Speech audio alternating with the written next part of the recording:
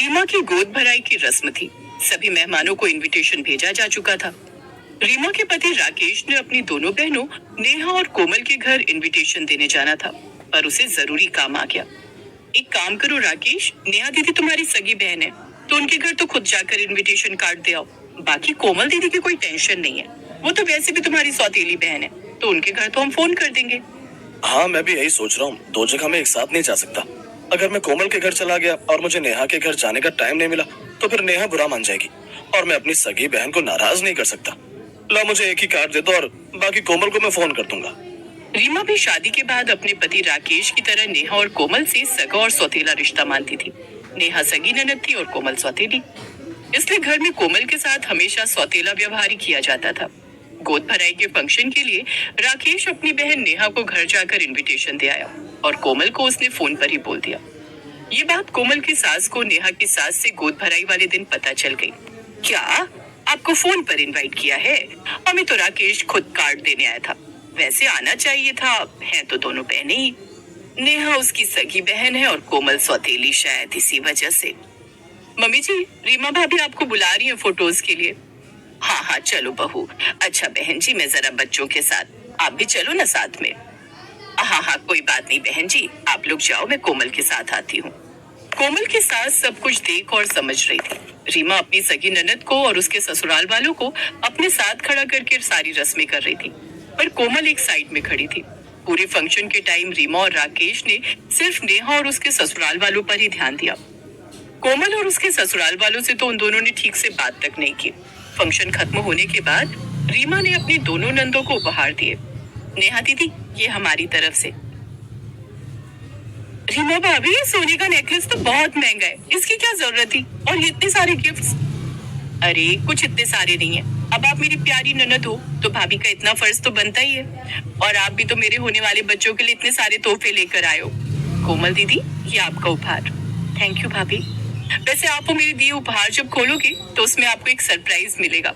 मुझे बताना फोन पर कि आपको वो उपहार कैसा लगा। अभी तो मैं बहुत थक गई हूँ दीदी, जब फ्री होकर सारे गिफ्ट्स खोलूंगी तभी फोन कर पाऊंगी, ठीक है? अभी तो इंतजार मत करना कि मैं आपको फोन करूंगी। और नेहा दीदी, आपके दिए हुए गिफ्ट्स तो मैंने अलग रखवा दिए थे ताकि सभी गिफ्ट्स के साथ मिक्स ना हो जाए। ये ठीक किया आपने भाभी। रीमा और राकेश लगातार कोमल की बेइज्जती कर रहे थे। ये देखकर कोमल की सास बहुत गुस्से में आ गई। कोमल बहू, घर चलें, तुम्हारे ससुर जी और मोहित दोनों आने वाले होंगे। जी माँ जी, चलते हैं। अच्छा भैया भाभी, मैं चलती हूँ।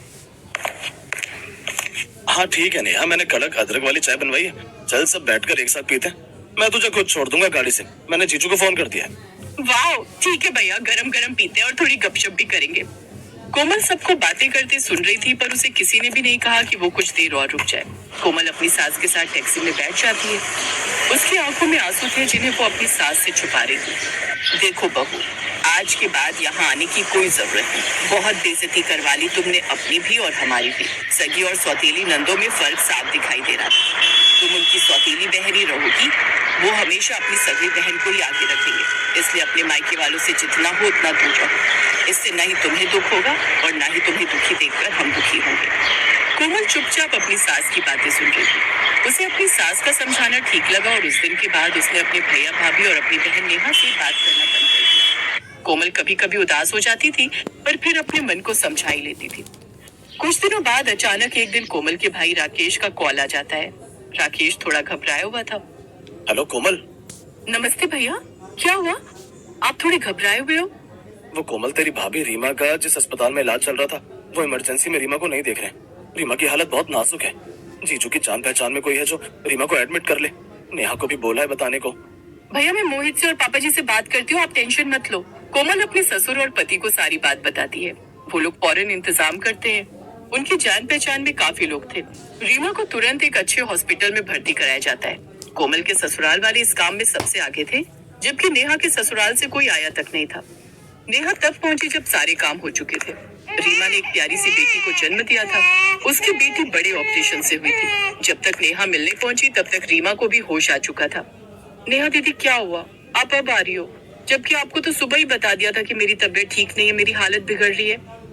वो भाभी, मुझे ना बुखार लग रहा था, उठा ही नहीं जा रहा था, चक्कर आ रहे थे। वैसे मैं भैया को बार बार फोन पर पूछ रही थी, पर भैया फोन ही नहीं उठा रहे थे।